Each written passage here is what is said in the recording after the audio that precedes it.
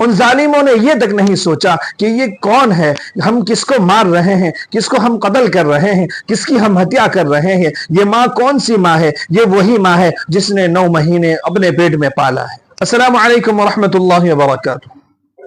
اپ نگر گوالیار کی بہت ہی خطرناک، دل دہلا دینے والی، انسانیت کو شرمشار کرنے والی خبر سامنے آئی ہے کہ جب بچے چھوٹے تھے تو کہتے تھے کہ یہ ماں میری ہے، اور دوسرا بچہ کہتا تھا کہ یہ ماں میری ہے، اور جب بچے بڑے ہو جاتے ہیں تو وہ کہتے ہیں کہ یہ ماں تیری ہے تو رکھ، یہ ماں تیری ہے تو رکھ۔ تو اس مسئلے کو، اس جھنجٹ کو ختم کرنے کے لیے، یہ نہ ماں میری ہے نہ تیری ہے، 2 بچوں نے اپنی ماں کو ختم کر دیا، قتل کر دیا۔ کہ ماں کچھ وقت سے بیمار رہنے لگی، یہ 80 سال کی بوڑھی اماں کچھ وقت سے بیمار رہنے لگی۔ بچے خبر گیری نہیں کرتے تھے، اس کا دھیان نہیں رکھتے تھے، تو اڑوس پڑوس کے لوگوں نے تھانے میں اس کی شکایت کر دی۔ تھانے میں دونوں کو بلایا اور تھانے سے یہ فیصلہ ہوا کہ 1 مہینہ بڑا بیٹا رکھے گا اور 1 مہینہ چھوٹا بیٹا رکھے گا۔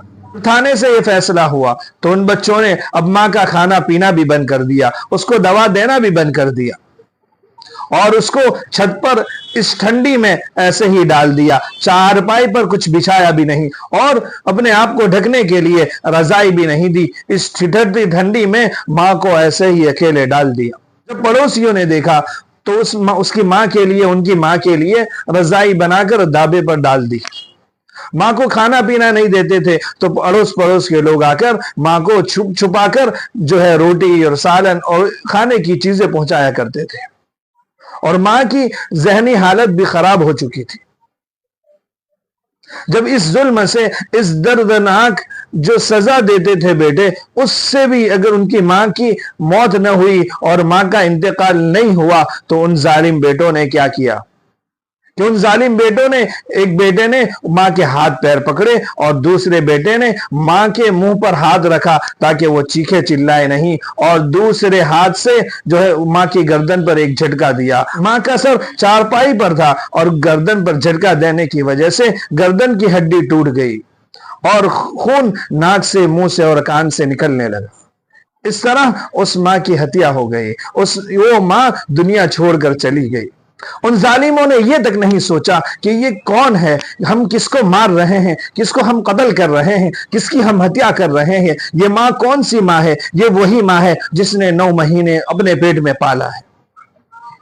کہ ماں جب پیٹ میں بچہ ہوتا ہے تو کتنی تکلیفیں برداشت کرتی ہے، کبھی کھانا نہیں کھاتی، کبھی اسے بھوک لگی ہوتی ہے لیکن اس ڈر سے کہ وامٹنگ ہو جائے گی، اس ڈر سے کہ میرے بچے کو تکلیف نہ ہو، وہ اپنی منچاہی چیزوں کو چھوڑ دیتی ہے، اپنی ہر چیز کو قربان کر دیتی ہے۔ اور ماں کے جننے کی تکلیف تو علیحدہ رہی کہ اس وقت جننے کے وقت کیا تکلیف ہوتی ہے ہم سوچ نہیں سکتے، اتنی زیادہ تکلیف ہوتی ہے۔ اس ماں نے اس بچے کے خاطر وہ تکلیف بھی سہلی اور اس بچے کو اپنے سینے سے لگایا۔ تقریباً 2 سال اس ماں نے اپنے بیٹے کو دودھ پلایا،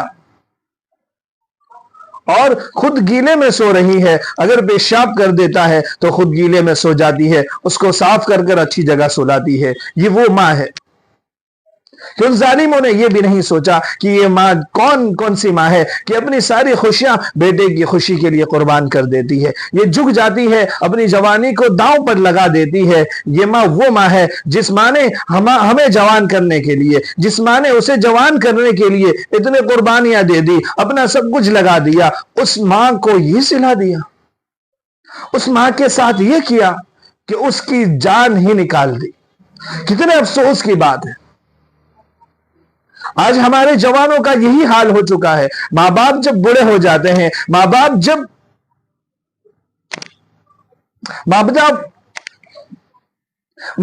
بوڑھے ہو جاتے ہیں، کھانسنے لگتے ہیں، انہیں تکلیف ہوتی ہے، ان کے بچوں کو تکلیف ہوتی ہے، انہیں یہ ہوتا ہے کہ یہ ہمارے بچے کو کہیں چیپ نہ لگ جائے، ہمارے بچے کو اس سے کوئی تکلیف نہ ہو جائے، اس لیے کہتے ہیں کہ ابا باہر بیٹھا کرو، ابا جی آپ باہر بیٹھا کرو، ابا جی آپ اس طرح کھانسا نہ کرو۔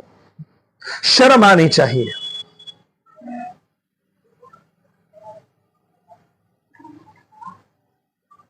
آج نوجوانوں کا یہی حال ہو چکا ہے، شادی کر دی، ماں باپ نے اچھا رشتہ کر دیا، اچھی نوکری مل گئی، تو اب ماں باپ کچھ کام کے نہیں ہے، تو انہیں ان کے رہنے پر تکلیف ہوتی ہے، ان کے کھانا کھلانے پر ان کو تکلیف ہوتی ہے، ان کی دوا دارو کا خرچہ کرنے پر ان کو تکلیف ہوتی ہے۔ شرم آنی چاہیے ایسی اولاد کو، شرم آنی چاہیے کہ وہ ماں باپ ہے جس کے بارے میں قرآن میں فرمایا اف ولا تنہرہما وقل لہما قولا کریما، کہ اپنے ماں باپ کے سامنے اف تک مت کہو، یہ وہ ماں باپ ہے، اور ان کے سامنے ایسے بچ جاؤ جیسا غلام بڑا ہی سخت مزاج آقا کے سامنے بچ جاتا ہے، اگر پکارے تو حاضر ہوں کہے، کہ اف کرنے کو منع کیا گیا، بجائے ماں کے سامنے بولے، بجائے باپ کے سامنے آنکھیں دکھائے۔ آج کا نوجوان ماں باپ کو گالی دیتا ہے، آج کا نوجوان ماں باپ کو گالی دیتا ہے، ماں باپ پر ہاتھ اٹھاتا ہے، شرم آنی چاہیے۔ یہ قرآنی تعلیم نہیں ہے، قدر کر لو، یہ ماں باپ زندہ ہے۔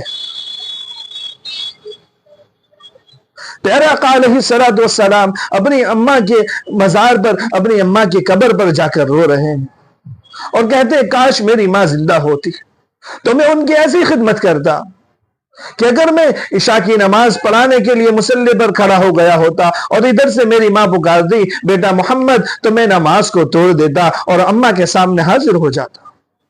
حضور اکرم صلی اللہ علیہ وسلم کا یہ ارشاد ہے، آپ کا یہ طریقہ ہے، اور آج کا نوجوان آقا مدنی کے محبت کے دعوے تو کرتا ہے لیکن ماں باپ کی آنکھ میں آنکھ ڈال کر بات کرتا ہے، ماں باپ کو آنکھیں دکھاتا ہے، اپنے دوستوں کے لیے، اپنے گھر بار کے لیے، اپنے بیوی بچوں کے لیے ماں باپ سے لڑتا ہے۔ شرم آنی چاہیے کہ یہ ماں باپ کون سے ماں باپ ہیں جنہوں نے اپنی جوانی ساری قربان کر دی اسے جوان کرنے کے لیے، اس کی پڑھائی کے لیے، اس کو اچھا اور پھولتا پھلتا دیکھنے کے لیے، صرف یہ نعتیں سننے کے لیے نہیں ہے۔ اپنے ماں باپ کا تو دل نہ دکھا، دل نہ دکھا۔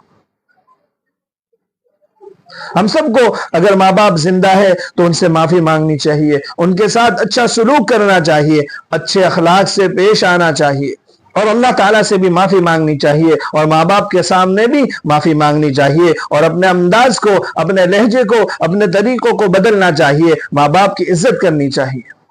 یہ وہ دولت ہے جو مال سے، دولت سے نہیں ملتی،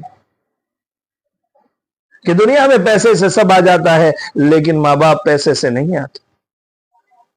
یہ ان لوگوں سے پوچھو جن کے ماں باپ زندہ نہیں ہے، جن کی ماں زندہ نہیں ہے، جہاں تکلیف پہنچتی بیٹا اپنی ماں کے پاس چلا جاتا، بیٹا ماں سر پر ہاتھ رکھ دیتی ساری تکلیفیں چلی جاتی، باپ کندھے پر ہاتھ رکھ دیتا ساری تکلیفیں دور ہو جاتی۔ وہ ماں باپ ہے، قدر کر لو جوانوں۔